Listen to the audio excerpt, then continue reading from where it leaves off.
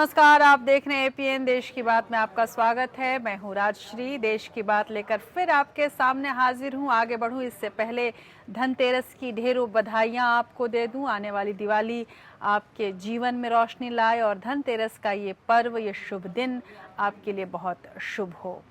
तो अगले 60 मिनट में आप देखेंगे प्रजातंत्र के चारों स्तंभों का पूरा हाल। इस 1 घंटे में हम विधायिका यानी राजनीति और संसद और आपके सांसद से जुड़ी हुई हर खबर दिखाते हैं। राजपथ में कार्यपालिका का पूरा हाल हम लेते हैं राजकाज में, और न्यायपालिका की हर हलचल पर हमारी नजर होती है न्याय मंच में। चौथे स्तंभ यानी मीडिया के अंदर और बाहर की खबर भी हम आपके लिए लेकर आते हैं। और सच कहूं तो केवल खबर ही नहीं बल्कि इस कार्यक्रम में हम हर उस स्थिति और घटना की पड़ताल करते हैं जो हमारे देश के वर्तमान और भविष्य पर प्रभाव डाल रहा है या डाल सकता है। चौथे स्तंभ में बात होगी पड़ोसी देश पाकिस्तान के उस न्यूज चैनल की जिसे न्यायपालिका के खिलाफ कार्यक्रम चलाने के लिए कोर्ट ने 15 दिनों के लिए बैन कर दिया है। और आज देश के बाद की संपादक हैं हमारे जो विशेष स्तंभ होता है उसमें आज के हमारे संपादक है राधेश्याम शर्मा जी, जो कि दैनिक ट्रिब्यून के पूर्व संपादक हैं। इन्होंने हमारे लिए हरियाणा के नए मुख्यमंत्री की चुनौतियों को लेकर खास संपादकीय लिखा है। और आगे बढ़ूं इससे पहले अपने दर्शकों को अपने साथ जोड़ने का रास्ता खोल दूं तो आज का हमारा सवाल है कि काला धन रखने वालों की लिस्ट में आपको क्या लगता है कि नेताओं का नाम ही सबसे ज्यादा होगा? इस सवाल का जवाब देने के लिए आप हमसे जुड़ सकते हैं। हमारी फोन लाइन खुल चुकी है जो कि आप स्क्रीन पर देख रहे हैं। आप हमें कॉल करके अपनी राय बता सकते हैं और साथ में आप चाहें तो हमें ट्वीट करके अपना जवाब भेज सकते हैं या फिर हमारे फेसबुक पेज पर भी लिख सकते हैं।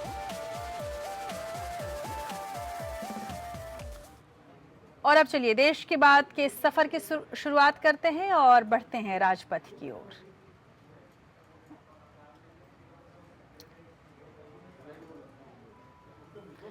आखिरकार हरियाणा के सत्ता के चौधरी का फैसला हो ही गया। 26 अक्टूबर को दिन में 11 बजे चंडीगढ़ के देवीलाल स्टेडियम में मनोहर लाल खट्टर हरियाणा के मुख्यमंत्री पद की शपथ लेंगे। दिवाली के त्योहार पर उन्हें ये उपहार प्रधानमंत्री नरेंद्र मोदी की तरफ से मिला है। खट्टर प्रधानमंत्री नरेंद्र मोदी के पुराने दिनों के साथी हैं और बैकग्राउंड संघ का है। संघ और संगठन के काम के दौरान मोदी और खट्टर ने काफी वक्त एक साथ गुजारा है। पार्टी विधायकों की बैठक में खट्टर को सर्वसम्मति से विधायक दल का नेता चुना गया। उन्हें कई कद्दावर नेताओं के ऊपर तरजीह दी गई है। सीएम पद के दावेदारों में कैप्टन अभिमन्यु भी एक बड़ा नाम थे, लेकिन गैर जाट नेता होने के कारण खट्टर के नाम पर आखिर में सहमति बन ही गई।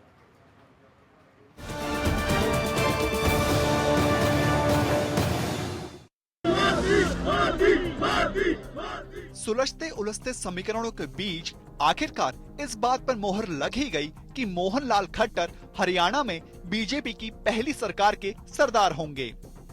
बीजेपी विधायक दल की बैठक में खट्टर के नाम पर मोहर लगी। सीएम की रेस में खट्टर को कैप्टन अभिमन्यु, प्रदेश अध्यक्ष रामविलास शर्मा, ओम प्रकाश धनखड़ और अनिल विज के ऊपर तरजीह दी गई। संघ से जुड़े मोहनलाल खट्टर प्रधानमंत्री मोदी के बेहद करीबी हैं।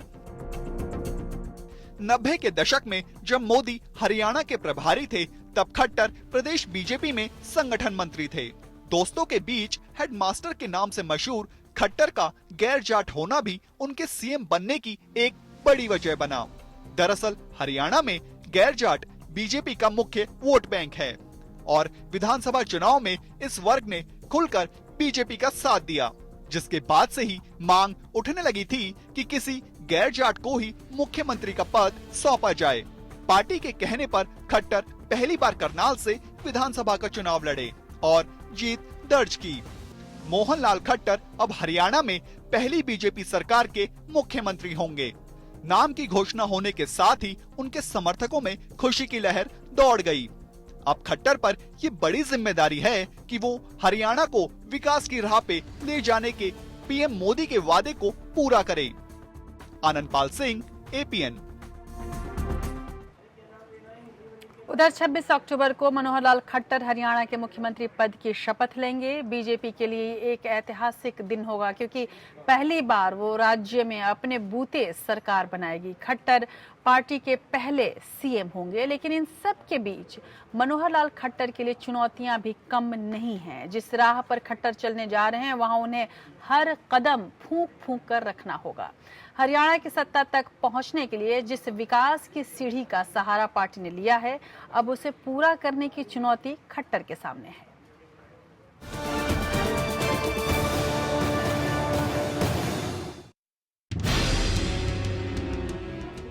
हरियाणा में पहली बीजेपी सरकार के मुख्यमंत्री मनोहर लाल खट्टर के सामने चुनौतियां कई हैं।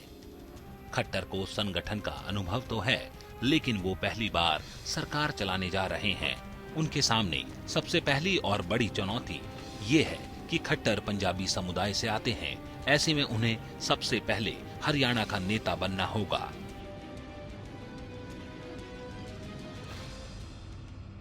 खट्टर के सामने दूसरी बड़ी चुनौती कैबिनेट में शामिल कैप्टन अभिमन्यु, रामविलास शर्मा, चौधरी वीरेंद्र सिंह की पत्नी प्रेमलता और ओम प्रकाश धनखड़ जैसे नेताओं को साधने की होगी।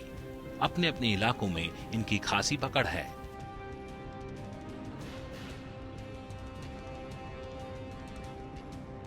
भूपेंद्र सिंह हुड्डा पर आरोप लगता रहा है कि वो हरियाणा नहीं, रोहतक के सीएम थे। ऐसे में खट्टर पर दबाव होगा कि वो किसी खास क्षेत्र की जगह पूरे हरियाणा को तरजीह दें। खट्टर को क्षेत्रवाद से हटकर काम करना होगा। खट्टर की चौथी सबसे बड़ी चुनौती चेंज ऑफ लैंड यूज को लेकर है। पिछली सरकार भू उपयोग में बदलाव की पॉलिसी को लेकर विवादों में रही है। प्रचार के दौरान इसको लेकर मोदी ने वाड्रा और हुड्डा पर लगातार हमला किया था। ऐसे में खट्टर पर पारदर्शी नीति अपनाने का दबाव होगा। खट्टर के सामने पांचवी बड़ी चुनौती जाट आबादी को साधने की होगी।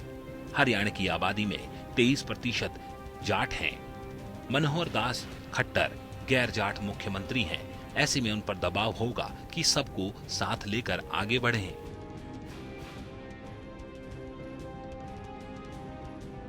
खट्टर की छठी और सबसे बड़ी चुनौती हरियाणा और पंजाब राज्य में सीमा को लेकर चल रहा विवाद।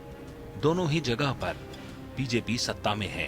ऐसे में देखना दिलचस्प होगा कि नगर जल बंटवारा और गुरुद्वारा एक्ट को लेकर खट्टर क्या करते हैं। Bureau report, APN।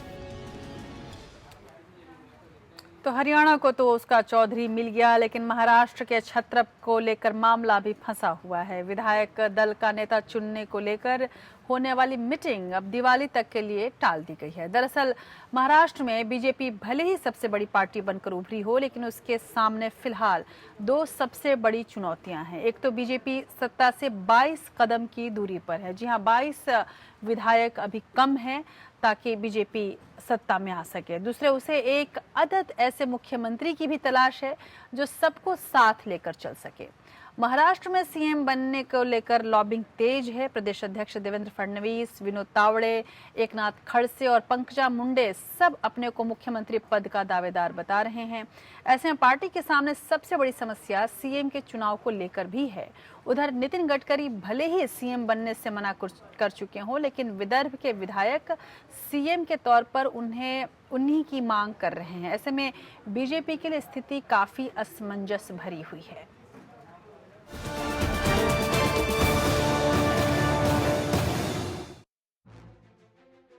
महाराष्ट्र का पेंच कुछ ऐसे फंसा हुआ है कि अभी तक सुलझ नहीं पाया है और बीजेपी के रणनीतिकार भी इस बारे में कोई भी फैसला दिवाली के बाद ही लेने के मूड में दिख रहे हैं। बीजेपी विधायकों के केंद्रीय पर्यवेक्षकों राजनाथ सिंह और जेपी नड्डा की मौजूदगी में होने वाली मीटिंग को आखिरी समय में टाल दिया गया। इसमें विधायक दल के नेता का चुनाव किया जाना था। बीजेपी की असली समस्या ये है कि महाराष्ट्र में साथी किसे बनाए। चुनाव प्रचार के दौरान बीजेपी के सूरमाओं ने एक को हफ्ता वसूल पार्टी करार दिया तो दूसरी को नेचुरली करप्ट पार्टी। ऐसे में सवाल उठता है कि क्या निर्दलियों के सहारे बीजेपी सरकार बनाएगी।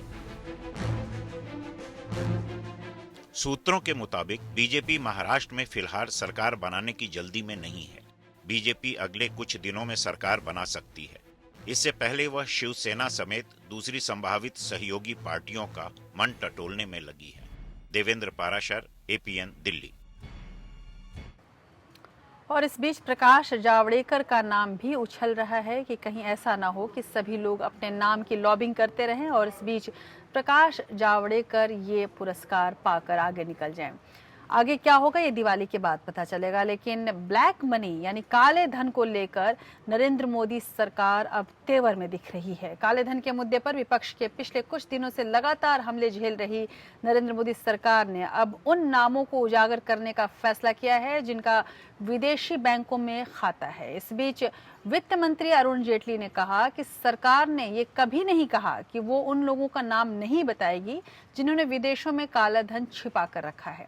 उन्होंने कहा कि कांग्रेस पार्टी को इससे ज्यादा दिक्कत होगी। जब कोर्ट में सरकार नामों का खुलासा करेगी तो कांग्रेस शर्मसार हो सकती है। सोमवार को प्रधानमंत्री नरेंद्र मोदी ने अपने मंत्रियों को दी गई डिनर पार्टी में ये बात कही कि किसी तरह से सुप्रीम कोर्ट में जरूर काले धन जिन लोगों ने भी रखा है उनका नाम सरकार सामने रखे। गौरतलब है कि सरकार ने सुप्रीम कोर्ट में हलफनामा दायर करके कहा था कि वो उन भारतीयों का नाम नहीं बता सकती जिनका विदेशों में पैसा जमा है, क्योंकि जर्मनी और स्विट्जरलैंड से उनकी ट्रीटी है।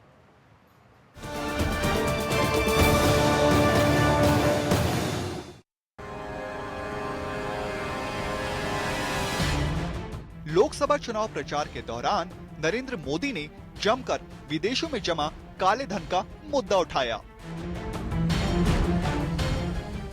यहां तक कि प्रधानमंत्री पद की शपथ लेने के बाद नरेंद्र मोदी सरकार ने काले धन पर एसआईटी बना दी।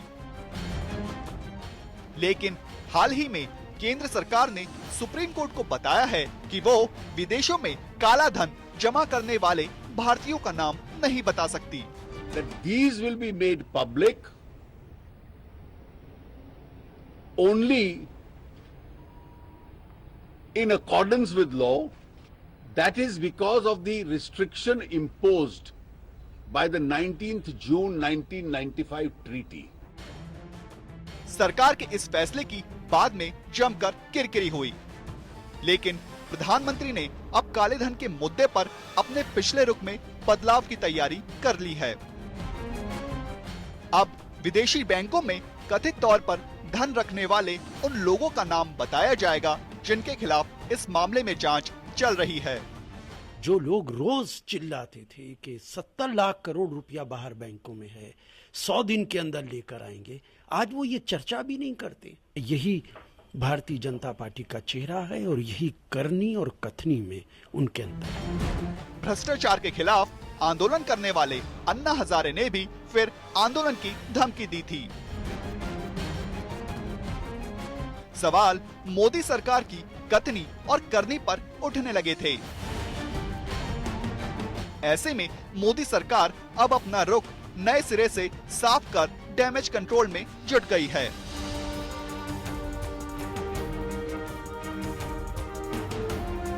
Bureau report, APN. उधर कोल ब्लॉक आवंटन रद्द करने के सुप्रीम कोर्ट के फैसले से पैदा संकट को अवसर में बदलते हुए सरकार ने ऐसे कोल ब्लॉकों की नीलामी का रास्ता साफ कर दिया है।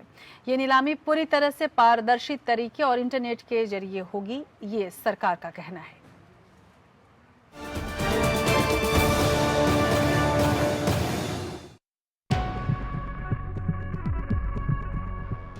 कोयले से भ्रष्टाचार का धुआं ऐसा निकला कि सुप्रीम कोर्ट ने 4 कोल ब्लॉक को छोड़कर सभी रद्द कर दिए। कांग्रेस की अगुवाई वाली यूपीए सरकार पर कोयले की कालिख जमकर लगी और नतीजा लोकसभा चुनाव में दिखा। कोल ब्लॉक आवंटन रद्द करने के सुप्रीम कोर्ट के फैसले से पैदा हुए हालात से निपटने के लिए अब मोदी सरकार ने कोयला ब्लॉकों की नीलामी का रास्ता साफ कर दिया है। नीलामी की पूरी प्रक्रिया पारदर्शी और इंटरनेट के जरिए होगी। शुरुआती दौर में सरकारी संस्थानों को अलग से कोल ब्लॉक आवंटित होंगे। रद्द ब्लॉकों का एक ग्रुप बनेगा और उनमें से स्टील, बिजली, सीमेंट कंपनियों के बीच ई ऑक्शन से कोयला ब्लॉक नीलाम होंगे। वित्त मंत्री अरुण जेटली ने इस फैसले के बारे में बताया कि पहले चरण में 74 कोयला ब्लॉकों के नीलामी की प्रक्रिया 3 से 4 महीने में पूरी हो जाएगी। इस प्रक्रिया से मिला पूरा राजस्व राज्य सरकारों को दिया जाएगा। केंद्र सरकार के इस फैसले से बीजेपी को ओडिशा, पश्चिम बंगाल, झारखंड में अपना जनाधार फैलाने में मदद मिलेगी। वहीं छत्तीसगढ़ में इससे स्थिति मजबूत होगी। इन्हीं राज्यों में देश के ज्यादातर कोयला ब्लॉक मौजूद हैं। कैबिनेट के ताजा फैसले के मुताबिक अध्यादेश जारी करने की सिफारिश राष्ट्रपति को भेज दी गई है। सुप्रीम कोर्ट ने हाल ही में 1993 के बाद आवंटित 218 में से 214 ब्लॉक रद्द कर दिए थे। Bureau report, APN। और आगे बढ़ूं और राजपथ की कुछ और खबरें आपको दिखाऊं, इससे पहले एक दर्शक को अपने साथ जोड़ लेती हूं। प्रहलाद कुमार मुंगेर बिहार से हमारे साथ जुड़ रहे हैं। बहुत बहुत स्वागत है आपका प्रहलाद जी देश की बात में। और आपके लिए आज का जो सवाल है वो दोहरा दूं कि क्या आपको लगता है कि काले धन में यदि सबसे ज्यादा किसी ने जमा किया है तो उसमें नेताओं का ही नाम होगा? इस पर क्या राय है आपकी? जी, नेताओं का ही नाम ज्यादातर होगा। जी, बहुत शुक्रिया। बात राज्य की कर ले। अखिलेश यादव सरकार का कोई मतभेद नहीं है राज्यपाल से, ऐसा कहना है अखिलेश यादव का भी और राज्यपाल राम नाईक का भी। यूपी के राजभवन और सरकार के बीच की दूरी अब कम होती नजर आ रही है। मुख्यमंत्री अखिलेश यादव ने कहा कि राज्यपाल से उनके बेहद अच्छे संबंध हैं। दूसरी तरफ राज्यपाल राम नाईक ने भी APN को दिए गए इंटरव्यू में इस बात को माना कि मुख्यमंत्री उनकी चिट्ठी पर कार्रवाई करने का तुरंत आश्वासन देते हैं।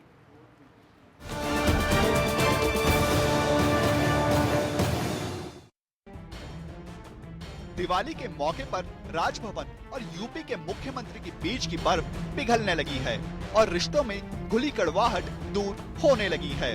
राज्यपाल बनते ही राम नाईक ने यूपी सरकार पर खूब टिप्पणी की। लोकायुक्त की सिफारिशों के अलावा कानून व्यवस्था को लेकर कई मुद्दों पर सरकार की मंशा पर राम नाईक ने सवाल उठाए, तो समाजवादी पार्टी की तरफ से भी राज्यपाल की मंशा पर उंगली उठी। लेकिन अब इन सब पर विराम लगता हुआ दिख रहा है। हमारे और राज्यपाल जी से के संबंध बहुत अच्छे हैं। हम शुभकामनाएं भी दीपावली की उन्हें देते हैं, देकर भी आए थे उस दिन और फिर दे देंगे अभी दीपावली की शुभकामनाएं। APN के खास कार्यक्रम एक मुलाकात में राज्यपाल राम नाईक ने कहा है कि मुख्यमंत्री उनकी चिट्ठी पर कार्यवाही के आश्वासन का जवाब देते हैं। ऐसे में ये कहना सही नहीं है कि मुख्यमंत्री राज्यपाल की बात नहीं सुनते। इस प्रकार का पत्र मुझे मुख्यमंत्री से मिलते हैं कि आपका पत्र मुझे मिला है और मैं दिखवा रहा हूँ, और मैं मानता हूँ कि यह एक दृष्टि से विश्वास देने वाली बात है कि वो कुछ कर रहे हैं, करेंगे। राज्यपाल राम नाईक ने कई बार कहा है कि वो खुद काम ढूंढते हैं, लेकिन ऐसा करने की वजह से कई बार उनका सरकार से टकराव हो चुका है। तल्ख रिश्तों को सामान्य बनाने के लिए अब राजभवन और मुख्यमंत्री दोनों ने ही अपने सुर नरम कर दिए हैं। अभिषेक पांडे, लखनऊ, APN।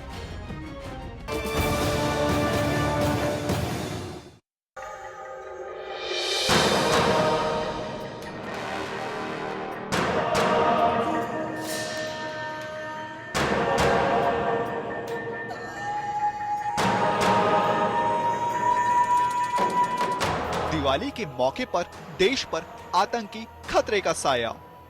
त्योहारों के मौसम में आतंकी दे सकते हैं घटना को अंजाम। खुफिया विभाग ने अलर्ट जारी किया है कि दिवाली के मौके पर आतंकी किसी बड़ी वारदात को अंजाम दे सकते हैं। आशंका इस बात की भी जताई जा रही है कि आतंकी घटना को अंजाम देने के लिए बड़े या पर्यटन में पहचान रखने वाले शहरों को निशाना बना सकते हैं। गृह मंत्रालय ने भी आतंकी हमले की आशंका को खारिज नहीं किया है। गृह मंत्री राजनाथ सिंह ने कहा कि खुफिया इनपुट के आधार पर इस तरह के अलर्ट नियमित रूप से जारी किए जाते हैं। गृह मंत्रालय ने कहा है कि वो पूजा स्थलों और सांप्रदायिक रूप से संवेदनशील स्थानों की सुरक्षा पर ज्यादा ध्यान दें। आतंकी हमेशा देश में ऐसी घटना को अंजाम देने की फिराक में रहते हैं, लेकिन ऐसे मौकों पर इसकी आशंका और भी ज्यादा बढ़ जाती है। ऐसे में केंद्र जान माल की हिफाजत के लिए राज्यों को अलर्ट जारी करता है ताकि ऐसी किसी भी आपात स्थिति से निपटा जा सके। Bureau report, APN.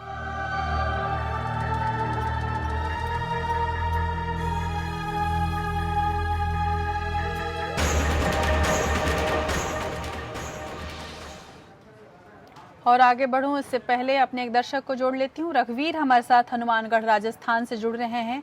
रघुवीर, बहुत स्वागत है आपका देश की बात में। आपके लिए आज का सवाल दोहरा दो जिस पर आपको अपनी राय देनी है। हमारा सवाल है कि क्या आपको ऐसा लगता है कि ब्लैक मनी, काले धन की जो बात कही जा रही है कि विदेशों में जमा है, तो जिन लोगों ने भी जमा किया है उसमें सबसे ज्यादा संख्या नेताओं की होगी? जी हाँ मैडम, अगर काले धन वालों की लिस्ट आएगी तो मुझे लगता है कि इसमें सबसे ज्यादा नेताओं के नाम होंगे। बहुत शुक्रिया। पिछले दो बहुत शुक्रिया। और झारखंड में शहीदों के सम्मान में आयोजित कार्यक्रम में जमकर जाम छलके, क्या मेहमान और क्या मेजबान, हर कोई कॉकटेल पार्टी का मजा ले रहा था, लेकिन मौका था शहीदों की शहादत को याद करने का। शहीदों की शहादत भूल पुलिस अधिकारी जाम छलकाने में व्यस्त थे और ये हालत तब थी जब बाकायदा मुख्य सचिव की ओर से मुख्यमंत्री को अंडरटेकिंग भेजकर इस बात के लिए आश्वस्त किया गया था कि कार्यक्रम में मर्यादा का पूरा ध्यान रखा जाएगा।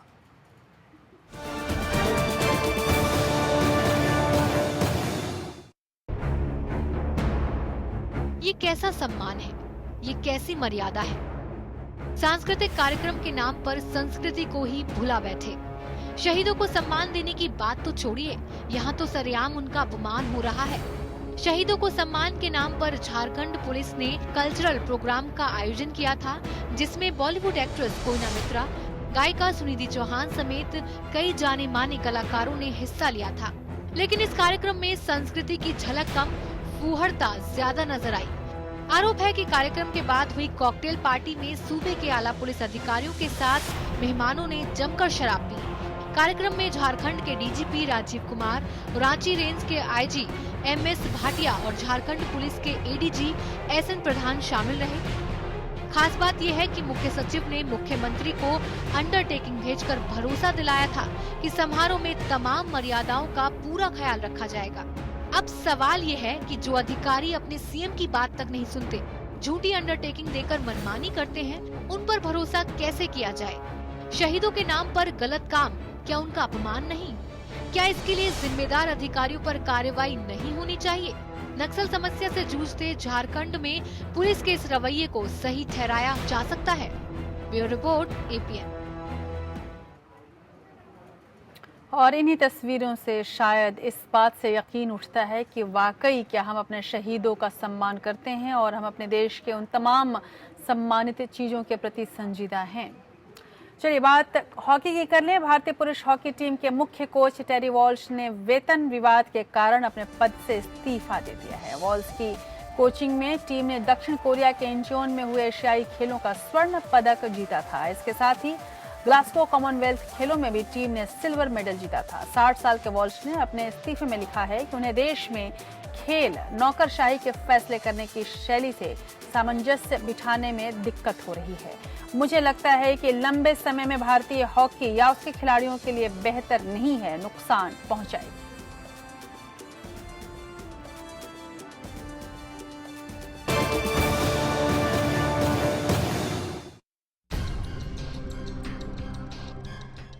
क्या सिर्फ राजनीतिक रसूख के चलते किसी को मनमानी करने का अधिकार मिल सकता है? क्या ऐसे लोगों पर कोई नियम कानून लागू नहीं होते जो सत्ता का दुरुपयोग करते हैं? सोनिया गांधी के दामाद रॉबर्ट वाड्रा पर हरियाणा में लैंड डील को लेकर बेहद गंभीर आरोप लगे। वाड्रा पर गलत दस्तावेजों के जरिए जमीन सौदे का आरोप लगा, तो रसूख का गलत इस्तेमाल का भी आरोप लगा। आरोप तत्कालीन हुड्डा सरकार पर भी लगा कि उसने रॉबर्ट वाड्रा को हर संभव मदद पहुंचाने की कोशिश की। हरियाणा में प्रचार के दौरान प्रधानमंत्री नरेंद्र मोदी ने वाड्रा की लैंड डील को लेकर सवाल भी उठाए।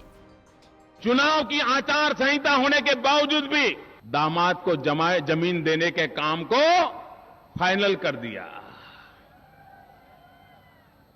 उनको मालूम है चुनाव नतीजे के बाद दामाद को कुछ मिलने की संभावना नहीं है, इसलिए अभी कर्ज चुका दो। अब हरियाणा में बीजेपी सरकार बनाने जा रही है तो इस बात की मांग उठने लगी है कि वाड्रा से जुड़े जमीन सौदों की जांच कराई जाए। वैसे बीजेपी के पास मौका भी है। आरोप है कि प्रियंका गांधी के पति रॉबर्ट वाड्रा की कंपनी स्काईलाइट्स हॉस्पिटैलिटीज ने 2008 में गुड़गांव के शिकोहपुर तहसील में 3.5 एकड़ जमीन ओंकारेश्वर प्रॉपर्टीज से फर्जी कागजात के आधार पर खरीदी। जमीन का सौदा 7.5 करोड़ में दिखाया गया। इसके बाद वाड्रा ने तत्कालीन हरियाणा सरकार से जमीन पर कॉलोनी बनाने का लाइसेंस लेकर उसी साल 58 करोड़ रुपए में डीएलएफ को बेच दिया। बाद में कहा गया कि वाड्रा ने 50 करोड़ रुपए लेकर डीएलएफ को सस्ते में लाइसेंस शुदा जमीन दिलवाने के लिए मध्यस्थ की भूमिका अदा की।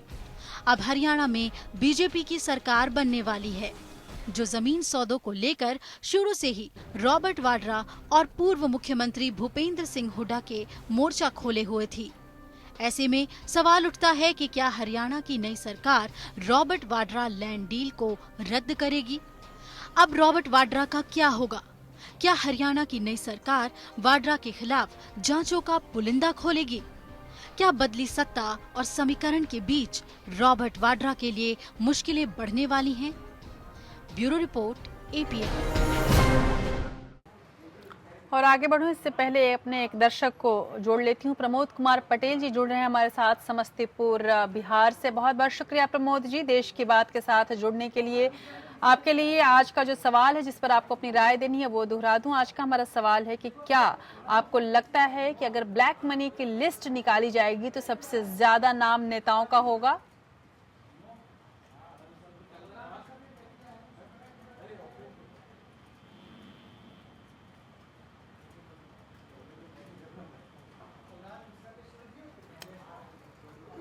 चलिए अब दूसरी खबर ले लें। कुछ तकनीकी खराबी। प्रधानमंत्री नरेंद्र मोदी की सरकार ने पुराने कानूनों को रद्दी की टोकरी में डालने की तैयारी कर लिया है। इसके लिए संसद के शीतकालीन सत्र में 1000 से ऊपर कानूनों को रद्द करने के लिए विधेयक अब पेश किया जाएगा।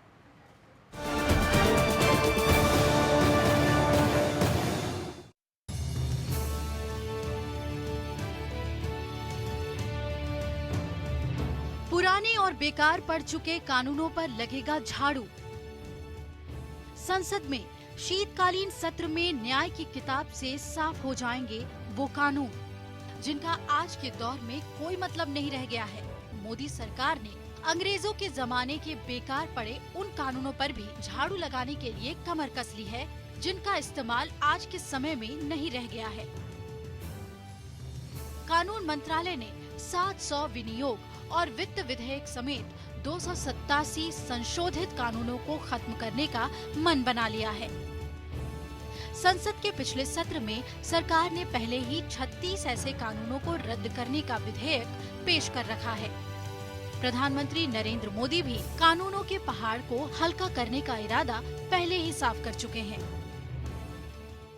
पहले जो सरकारें थी वो इस बात का गर्व करती थी कि हमने ये कानून बनाया, हमने वो कानून बनाया, हमने ठीकना कानून बनाया, हमने फलाना कानून बनाया। आपने पूरे चुनाव के कैंपेन में देखा होगा यही बात चलती थी, हमने ये कानून बनाया, हमने वो कानून बनाया। मैंने काम दूसरा शुरू किया है। मैंने कानून जितने पुराने हैं, बेकार है, सबको खत्म करने का शुरू किया। कानून मंत्री रविशंकर प्रसाद के मुताबिक संसद के शीतकालीन सत्र में पुराने और बेकार हो चुके 1000 से ज्यादा कानूनों को खत्म करने के लिए विधेयक पेश किया जाएगा। मोदी सरकार जिन कानूनों को रद्द करने का मन बना चुकी है उनमें से कई तो 150 साल से भी ज्यादा पुराने हैं। Bureau report, APN. कोर्ट के खिलाफ अपमानजनक भाषा का इस्तेमाल पाकिस्तान के एक न्यूज चैनल को भारी पड़ गया। वहां की न्यायपालिका के सम्मान को ठेस पहुंचाने के आरोप में ARY न्यूज चैनल को न सिर्फ 15 दिनों के लिए बैन किया गया, बल्कि उस पर 1 करोड़ पाकिस्तानी रुपए का जुर्माना भी लगाया गया है।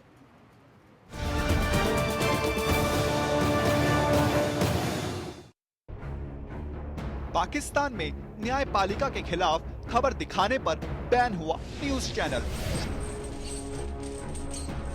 कोर्ट के खिलाफ अपमानजनक टिप्पणी न्यूज चैनल को पड़ी महंगी। चैनल पर लगा 1 करोड़ का जुर्माना। न्यायपालिका की प्रतिष्ठा को ठेस पहुंचाने के आरोप में पाकिस्तान इलेक्ट्रॉनिक्स मीडिया नियामक प्राधिकरण यानी पैमरा ने ARY न्यूज चैनल पर 15 दिनों के लिए प्रतिबंध लगा दिया है।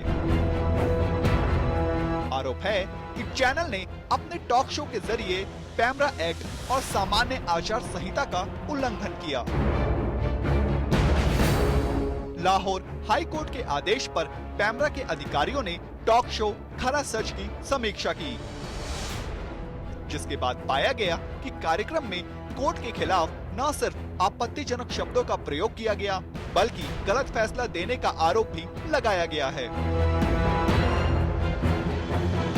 जिसके बाद इस चैनल पर 15 दिनों का प्रतिबंध और 1 करोड़ रुपए का जुर्माना लगाया गया। ARY के इस कार्यक्रम में पाकिस्तान के प्रधानमंत्री नवाज शरीफ की भी आलोचना की गई है। कोर्ट ने सख्त लहजे में ये हिदायत देते हुए कार्यक्रम खरा सच पर प्रतिबंध लगा दिया है कि किसी को भी कोर्ट की अवमानना का अधिकार नहीं है। Bureau report APN। और इन तमाम अहम खबरों के अलावा अगर आप चाहते हैं कि अन्य चैनलों पर क्या कुछ दिखा है और क्या कुछ ऐसा अहम है जो आपको देखना चाहिए था, तो आप बिल्कुल सही वक्त पर हैं, क्योंकि हमारी सहयोगी टीम द मीडिया मॉनिटर्स की पूरी रिपोर्ट अब तैयार हो चुकी है और वो अभिलाषा के पास है। वो आपको बताएंगी कि क्या कुछ आज ब्रेकिंग न्यूज रहा अन्य चैनलों पर, क्या कुछ हमारे तमाम मीडिया के अंदर अन्य न्यूज़ चैनलों ने सराहनीय काम किया जिसे आपको देखना, सुनना और सराहना चाहिए। तो चलते हैं अभिलाषा के पास।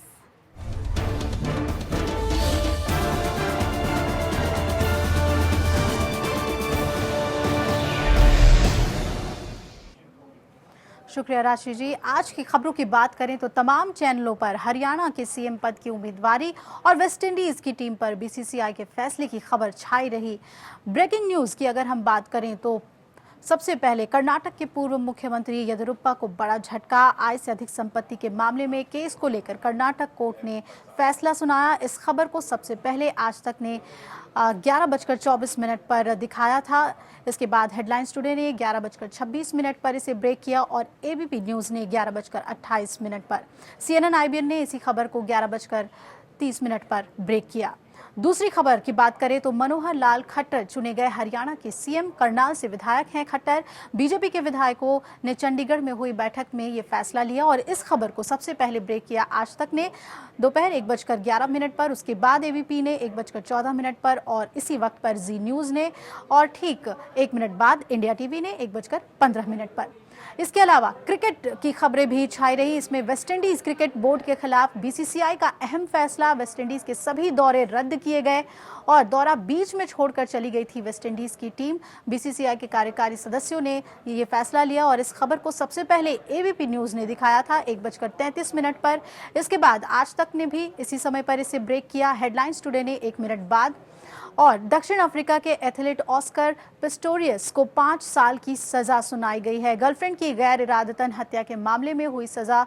इस खबर को सबसे पहले दिखाया ABP न्यूज़ ने दोपहर 2:12 पर, फिर आज तक ने 1 मिनट बाद और CNN IBN ने भी इसी वक्त और टाइम्स नाउ ने 2:14 पर इस खबर को ब्रेक किया।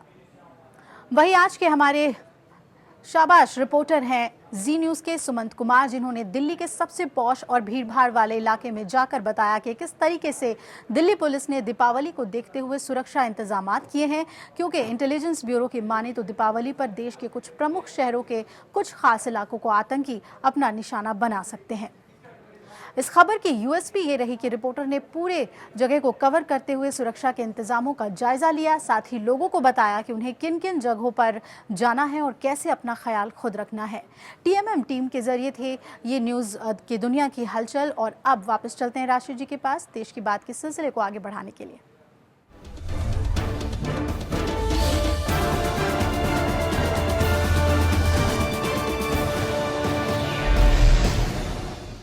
और आगे बढ़ने से पहले आज का हमारा सवाल जो था उसका जवाब ले लें। हमारा सवाल था कि काला धन रखने वालों की लिस्ट में क्या नेताओं का नाम सबसे ज्यादा होगा। लगभग 72% लोगों की राय है कि हाँ, नेता ही सबसे ज्यादा काला धन बाहर रखते हैं और लगभग 28% लोगों का मानना है कि ऐसा नहीं है, इसमें उद्योगपतियों का भी नाम हो सकते हैं। और अब आज का संपादक हमारा विशेष स्तंभ है और हमारे आज के संपादक हैं राधेश्याम शर्मा जी, जो कि पूर्व संपादक हैं दैनिक ट्रिब्यून के। उन्होंने हरियाणा में बन रही नई सरकार की चुनौतियों पर ये विशेष संपादकीय हमारे लिए लिखा है, तो उनका ये संपादकीय देखिए, सुनिए। हरियाणा की राजनीति में भारतीय जनता पार्टी पहली बार विकल्प के रूप में उभरी है, वरना राज्य में अब तक कांग्रेस व INLD मुख्य रूप से सरकार बनाते रहे हैं। 4 विधायकों से 47 विधायकों की पार्टी बनने वाली भाजपा को इस बार पूर्ण बहुमत मिला है और प्रदेश में पहली बार सरकार बनाने जा रही है। वैसे तो मुख्यमंत्री पद की रेस में कई नेता थे, लेकिन करनाल के विधायक मनोहर लाल खट्टर के नाम पर पार्टी में सहमति बन गई है। खट्टर हरियाणा के अगले मुख्यमंत्री होंगे। खास बात यह है कि वो पहली बार विधायक बने हैं और अविवाहित हैं, लेकिन पिछले 30 साल से वो पार्टी और संगठन को मजबूत करने का काम हरियाणा के अलावा हिमाचल प्रदेश और जम्मू कश्मीर में करते आ रहे हैं। हिमाचल में संघ के प्रचारक रहे मनोहर लाल खट्टर को राजनीति में मोदी ही लेकर आए हैं। जब हिमाचल प्रदेश में नरेंद्र मोदी प्रभारी हुआ करते थे, तब खट्टर सह प्रभारी थे। साफ सुथरी छवि और लो प्रोफाइल मनोहर लाल खट्टर कभी सत्ता में नहीं रहे, लेकिन अब खट्टर हरियाणा के नए सीएम होंगे। हालांकि इन सब के बावजूद खट्टर के सामने चुनौतियां कम नहीं है, क्योंकि मुख्यमंत्री हुड्डा पद से मुक्त होने से पहले मनोहर लाल खट्टर के सामने कम चुनौतियां नहीं छोड़ी हैं। इतना ही नहीं, चुनाव जीतने के लिए अंतिम दिनों में जो घोषणाएं की हैं, उसकी पूर्ति करना भी कम आसान नहीं होगा। कुल मिलाकर नई सरकार के लिए भले ही कई चुनौतियां दिखाई दे रही हों, लेकिन मजबूत और ठोस नीति बनाकर सरकार इन सारे पहलुओं का समाधान निकाल सकती है। बहरहाल नई सरकार को प्रदेश में जहां एक तरफ जनता की उम्मीदों पर खरा उतरने की चुनौती होगी, तो दूसरी तरफ सूबे में पहली बार सरकार बनाकर पार्टी को अपनी छवि को चमकाने का ये सुनहरा अवसर भी है। राधेश्याम शर्मा, पूर्व संपादक, दैनिक ट्रिब्यून। और देश की बात में आज के लिए बस इतना ही। तो मुझे दीजिए इजाजत, लेकिन जुड़े रहिए APN के साथ, क्योंकि खबरों का सिलसिला आगे जारी रहेगा। नमस्कार।